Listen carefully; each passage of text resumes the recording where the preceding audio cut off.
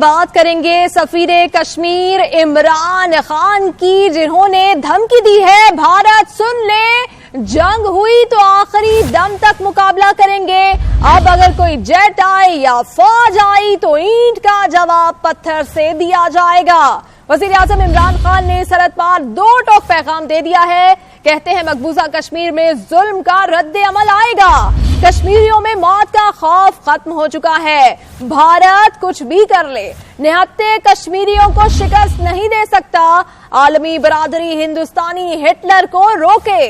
نریندر مودی کان کھول کر سن لو، ہم نے خوف زدہ ہو کر پائلٹ واپس نہیں کیا تھا، یاد رکھو اگر پھر جیٹ آئے یا فوج آئی تو اینٹ کا جواب پتھر سے آئے گا، جنگ ہوئی تو آخری دم تک مقابلہ کریں گے۔ وزیر اعظم عمران خان کا سرحد پر دو ٹوک پیغام۔ کشمیریوں سے اظہار یکجہتی کے لیے مظفر آباد میں جلسے سے خطاب میں وزیر اعظم نے کہا، مظلوم کشمیریوں میں موت کا خوف ختم ہو چکا، بھارت کچھ بھی کر لے نہتے کشمیریوں کو شکست نہیں دے سکتا۔ نریندر مودی آپ کو یہ بھی پیغام دینا چاہتا ہوں کہ آپ اس ظلم جتنا مرضی ظلم کر لیں آپ کامیاب نہیں ہوں گے۔ کشمیر کی عوام، بوڑھے بچے، خواتین، نوجوان، سارا موت کا خوف ختم ہو چکا ہے، ان کا ڈر چلا گیا ہے،